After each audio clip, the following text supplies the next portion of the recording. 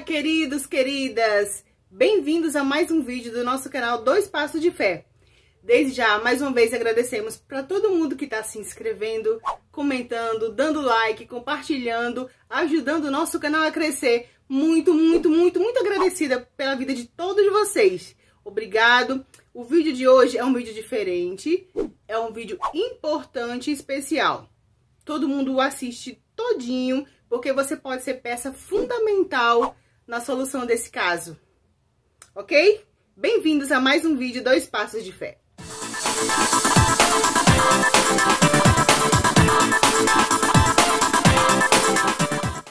Meus queridos, o caso que nós vamos tratar essa semana, a gente não vai falar sobre filme, mas vamos falar especialmente sobre casos de desaparecimentos.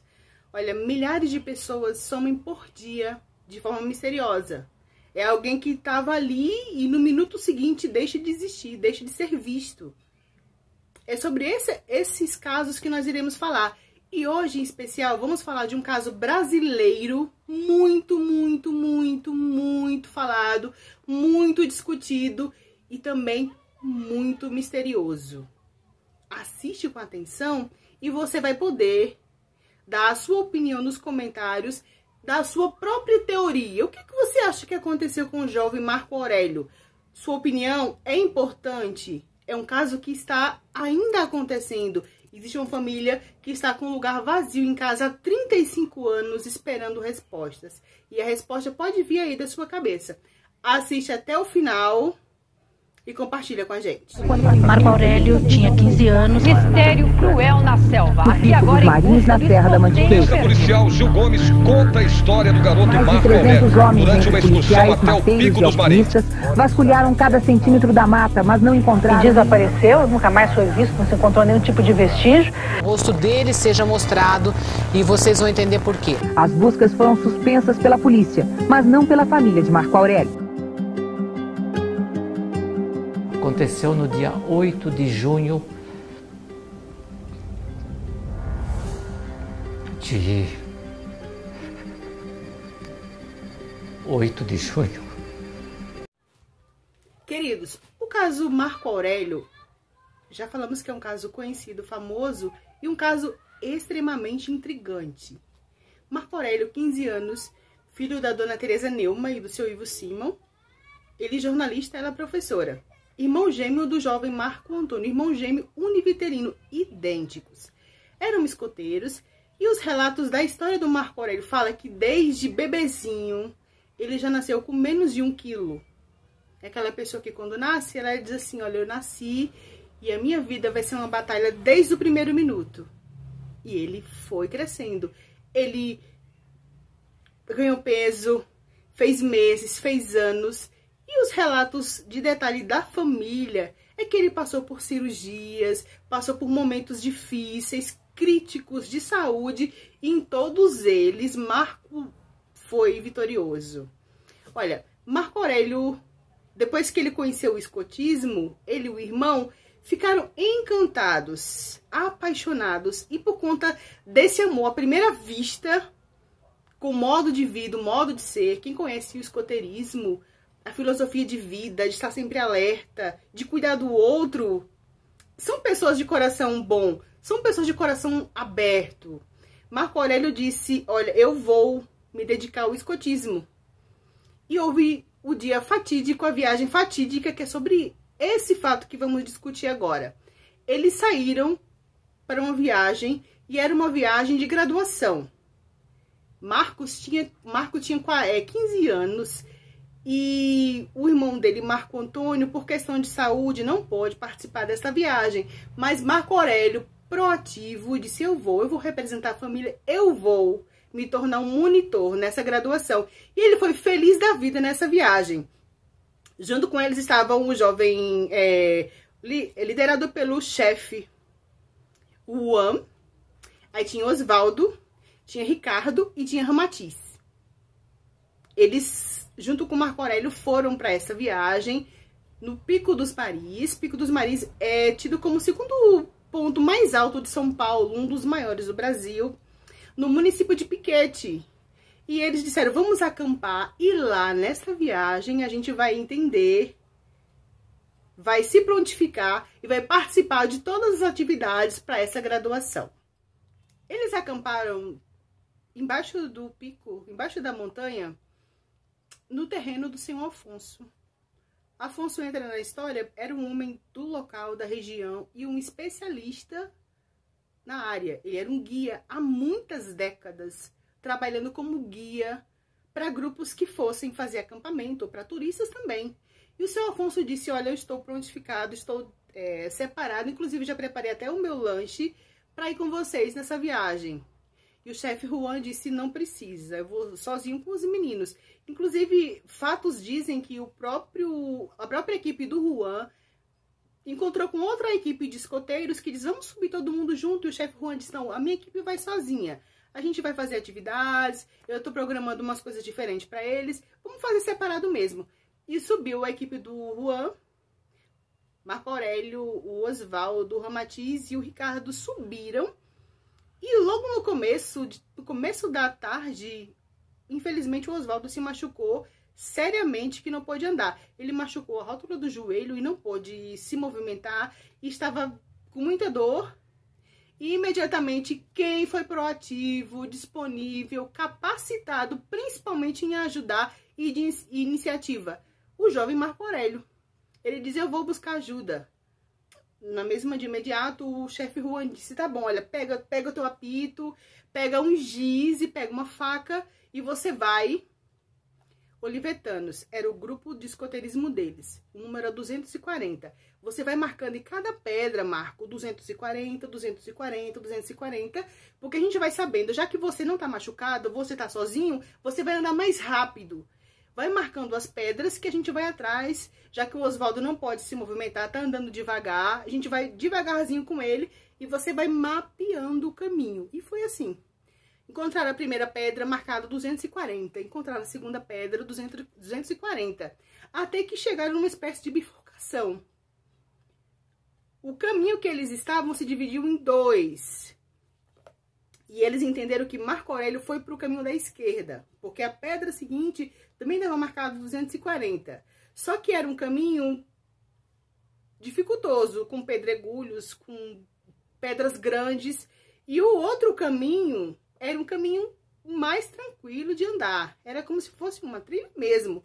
E os meninos disseram, não, mas se Marco marcou para aqui, vamos seguir para cá. Só que o chefe Juan disse, não, a gente vai por aqui.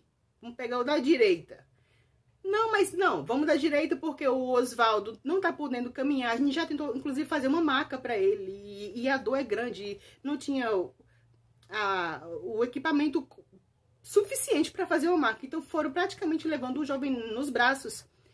E foi o que fizeram. Pegaram da direita, na palavra do chefe Juan, que lá na frente os caminhos que haviam separado se encontrariam. Meus queridos, mas infelizmente os caminhos não se encontraram.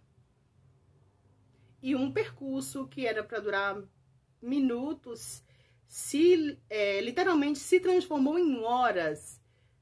Era dia ainda. E começou a anoitecer. E eles caminhando. Chefe Juan e os outros meninos, os outros 3 meninos, caminhando, caminhando, caminhando. Entrou a noite, entrou a madrugada e a dor do Osvaldo foi ficando acentuada tanto quanto contagiou os outros com frio. Então foi a dor dele, mas o frio em todos, a fome. Caminharam, pararam num sítio, o sítio do seu Fininho, e ainda perguntaram, podia ter perguntado, né? Questionado, ou um rapazinho passou por aqui. Não perguntaram, continuaram o percurso. Lembre que falamos que eles acamparam na base, lá na área do senhor Afonso, e quando chegaram finalmente no acampamento deles, já eram 5, 6 horas da manhã. A esperança que havia no coração dos meninos, amigos do Marco Aurélio, é que ele tivesse chegado bem mais cedo, que o caminho dele foi um caminho mais curto, e já tivesse dormindo, tivesse tomado uma sopinha quente já e dormido. E quando eles abriram a barraca estava vazia, todos os objetos intactos do Marco Aurélio. Aí veio o temor Pensa numa pessoa que você gosta muito. Pode ser da sua família, pode ser do seu convívio, um amigo, que você vê todo dia. E você tá certo que vai encontrar aquele amigo e não encontra. O Juan voltou pra mata e os relatos dizem que ele ainda passou mais 5 horas na mata sozinho procurando o menino. E voltou e não encontrou. Então vamos buscar a equipe de buscas.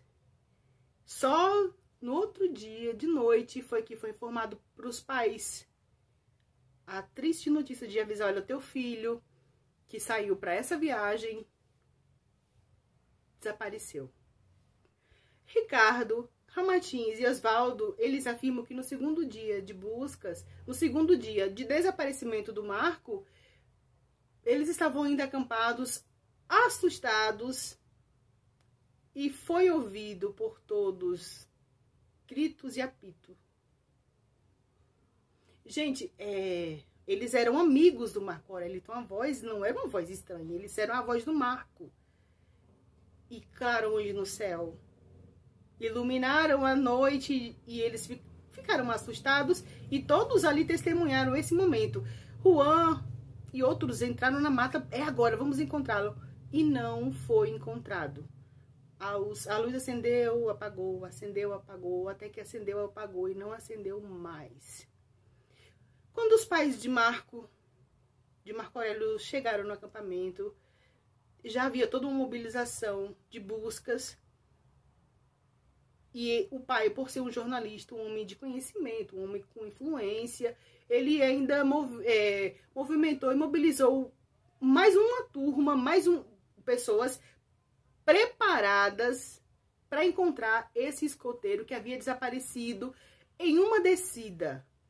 Ele desceu para buscar ajuda para um amigo que tinha se machucado, o grupo que vinha atrás, ele foi na frente para buscar ajuda. E ele, nesse percurso, ele sumiu. Os relatos falam que foram mais de 300 homens durante 28 dias procurando por Marco Aurélio. Olha, o batalhão de infantaria de Lorena, 180 soldados, o COI, 18 homens, 6 alpinistas, agulhas negras, helicópteros, espelhosos, avião, quem faz mapeamento. Então eles varreram todo o pico, toda a montanha, procurando esse menino e não encontrou. 28 dias, quase um mês, procurou e não encontrou. Amigos, meus queridos, olha, há relatos que um soldado perdeu uma faca. Durante as buscas, ele não guardou, ele não escondeu, ele perdeu uma faca e a faca foi encontrada. A faca foi encontrada. Como é que se encontra uma faca e não encontra uma pessoa? Uma parte dos documentários, depois você, com o tempo, você vasculha mais o Google, vasculha a internet para ver esse caso. E tem um depoimento interessante que se fala que bastaria, faltou só Jesus descer e pegar a montanha, colocar de cabeça para baixo e sacudir assim, ó, sacudir a montanha para ver se caía esse menino, porque de tudo procuraram. Buraco de animais, sabe? Pensaram, você vai que ele se machucou, foi atacado porque havia pegadas de animais selvagens. Vai que um animal selvagem pegou o menino e levou para dentro do seu buraco para dar alimento para os seus filhotes. Mas não fica roupa, não fica osso, não fica sapato, não fica vestígio. Não se encontrava, não se encontrava. E o desespero, e o medo, e a procura, e a busca. Mais de 50 mil cartazes, a família do Marco espalhou por todo o Brasil, nas imediações, procurando, buscando onde está Marco Aurélio, onde está Marco Aurélio. Ao longo do tempo, foi surgindo não só teorias, mas se agregou informações e detalhes. Olha, a vida é feita de detalhes.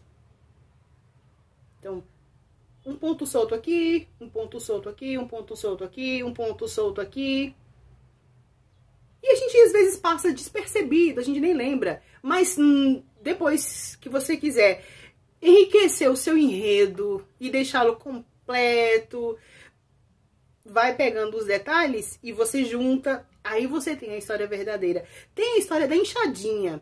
Lembra que falamos do seu Alfonso, que era aquele homem da região, um homem natural do ambiente, conhecia a área basicamente como a palma da mão? Ele chegou em casa já no auge das investigações, no auge da montagem, do quebra-cabeça, desse desaparecimento.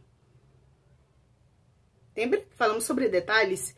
Então, seu Alfonso chegou em casa e, como um homem organizado, ele viu que a sua enxada estava fora do lugar e questionou com a filha. A filha disse, não, essa enxada eu vi o Juan colocando aí. Era a década de 80, então a perícia estava chegando ainda no mundo. Não se tinha o saber, o conhecimento que a gente tem hoje. A gente não é perito, mas a gente sabe que existe uma perícia, que sabe que nesse livro, por exemplo, aqui, está o meu DNA, a minha digital. Seu Afonso pegou a enxadinha e disse, Juan mexeu aqui. Foi, pai, pra mim o senhor tinha emprestado pra ele. E o pai pensou, não emprestei, porque Juan pegou minha enxada. Tá vendo quando a gente fala sobre os detalhes? O chefe Juan, ele foi, na época, interrogado, bem além ainda, ele passou pelo interrogatório que era peculiar naquela época, da violência, para que se confessasse, olha, você pegou o menino, você abusou do menino e depois voltou lá, passou 5 horas procurando o menino e voltou sozinho, você matou o menino, aí, tudo isso. Mas se você for observar, for avaliar os detalhes, tem a questão da fervura do momento e depois meio que todo mundo esfria o sangue, todo mundo esfria a cabeça, vamos pensar de forma racional. E entendeu-se que o Juan era tão vítima, foi tão vítima, ele pode ter falhado de forma técnica na direção daquela equipe, daquele grupo, se ele tivesse levado o seu Afonso. Se Afonso era perito, era guia. Não, não vamos por aí não, que aí tem pedras, vão se machucar, não, vamos por aqui.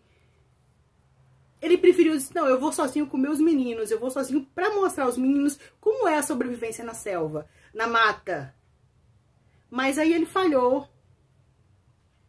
Ele não teve essa sensibilidade de entender que tudo que a gente faz na vida existe limitação. Eu tenho as minhas limitações e você que está vendo o vídeo agora tem suas próprias limitações. E uma coisa que a gente tem que respeitar é a nossa limitação. Tanto quanto os meninos que a gente estava agora trazendo para o coração, para o entendimento, são vítimas. O Osvaldo, o Ramarim, o Ricardo, o próprio João, o Marco Aurélio, quando eles subiram meninos, com sonhos, com planos. Os relatos falam que eles subiram até de shortinho, roupa de escoteiro, que ia fazer atividades, depois descia para comer, preparar ali o fogo, preparar comida para comer, do próprio esforço deles. E aqueles meninos que subiram todos cheios de planos e sonhos, desceram verdadeiros guerreiros, sem saber que para sempre estariam marcados, sabe? Marcados com aquelas lembranças daquele dia e daquela noite, que poderia ser evitada, poderia ser esquecível, mas aprove a vida que essa experiência para eles viessem. Ó, queridos e queridas, nesse livro aqui, Operação Marins, tem a história do caso do escoteiro desaparecido Marco Aurélio. Vou deixar no link da descrição deste vídeo o Facebook do autor do livro, que é uma pessoa que é perito, um jornalista perito, sabe tudo e mais um pouco dessa história. Lembra que falamos aqui que a gente está mostrando imagens do irmão gêmeo, principalmente do Marco Aurélio, que é irmão gêmeo idêntico, que é o Marco Antônio, a possibilidade de como o Marco está hoje. Eu particularmente acredito que o Marco Aurélio, ele não, eu acho, assim, não sei, algo me disse que ele desceu aquela montanha, eu não sei se ele desceu desmemoriado, eu não sei se haviam pessoas ali que, não tô deixando aqui para vocês a minha influência de convencimento. Eu tô dando a minha opinião. E você pode achar que pode ter sido algo trágico, que pode ter sido algo fatídico que aconteceu e foi ponto final. Porque se você vê no livro, até incêndio houve depois do desaparecimento do menino. Depois, assim, tipo, dias depois, tipo, menos de semana depois. Será que foi para apagar vestígio ou foi uma coincidência? Eu acho que o menino encontrou com pessoas e o levaram, sabe? Os pais falam, a história fala que o Marco ele era um menino de saúde limitada. Ele era um menino esforçado, era um menino que não se abatia, que não baixava a cabeça, era um menino que assim, tô com dor, mas vamos com dor mesmo. A dor vai se acostumar. Ele era um menino que tinha uma saúde limitada, mas era um menino super proativo e de iniciativa. E empurrava. Disse, é pra ir, vamos. Eita, Oswaldo se machucou, vamos todo mundo aqui. O que a gente faz, Juan? Não, ele disse, não, machucou? Então eu vou buscar ajuda. Esse é o amigo que a gente quer do lado da gente, que busca ajuda quando a gente se machuca. E alguém viu esse menino e disse, esse menino é frágil, esse menino dá pra gente carregar e levar. Eu acho. Entra no Facebook do Rodrigo e compra o livro. O livro tem um preço acessível. E independente de ser preço acessível ou não, é uma fonte de consulta para você.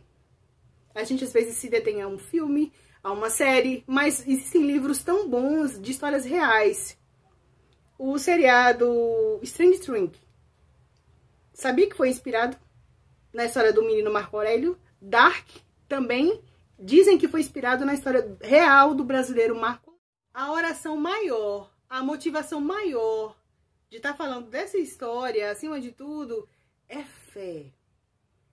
Olha, a mãe do Marco Aurélio partiu quando fez 30 anos. Ela, infelizmente, partiu sem ter a resposta do que aconteceu com o filho dela naquela viagem, naquela descida. O que foi de Marco Aurélio? Ela partiu.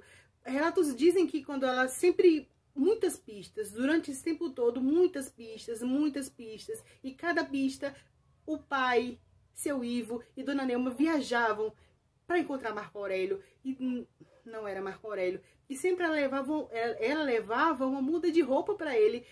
Só uma mãe faz isso. Ai, meu filho tá com a mesma roupa, vamos trocar de roupa, meu filho, vamos voltar para casa? A fé nos motiva. Marco Antônio, ele sempre se prontifica, mostra, olha, esse rosto é o rosto do meu irmão. Você viu o meu irmão? Você viu o Marco Aurélio? Olhe para a foto de Marco Aurélio. Olhe para a foto de Marco Aurélio. Você viu o Marco Aurélio? A nossa oração é que eles não partam. Que eu não parta, a gente não parta desse mundo sem ter uma resposta. Deus sabe de tudo. Ele estava presente no momento que aconteceu esse fatídico desaparecimento. E por alguma razão as coisas se desenrolaram e foram acontecendo. E passaram semanas, meses, anos, décadas. Mas a resposta, a fé nos motiva que vai chegar. Que Deus abençoe o seu Ivo e toda a família do Marco Aurélio. Que Deus abençoe você, Rodrigo, que é um desbravador dessa história. Que Deus abençoe quem tá vendo o vídeo agora. Abençoe, cubra a sua família de bênçãos e que possa cada vez mais ser unidos. E principalmente para ajudar aquele que precisa. Vai nos comentários e fala sua teoria. O que foi de Marco Aurélio? O que aconteceu? Operação Marins foi a viagem que eles fizeram. Eles saíram, partiram. Vamos ter um momento de aventura? 15 anos. Se você já passou dos 15 anos, sabe que é uma data, uma idade mágica de aventura, de sair com os amigos, conhecer. Ele desapareceu. Qual a sua teoria? Obrigado para quem chegou até aqui. Por favor, ativa o sininho, se inscreve. Você está motivando o canal a crescer. Você está dando água no nosso copo para dizer, vamos produzir mais. A qualidade está em você. Obrigado pelo like, obrigado pelo comentário.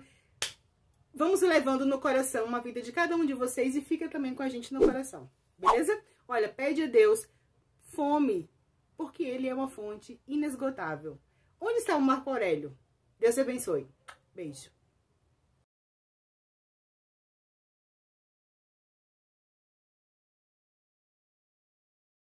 Tchau.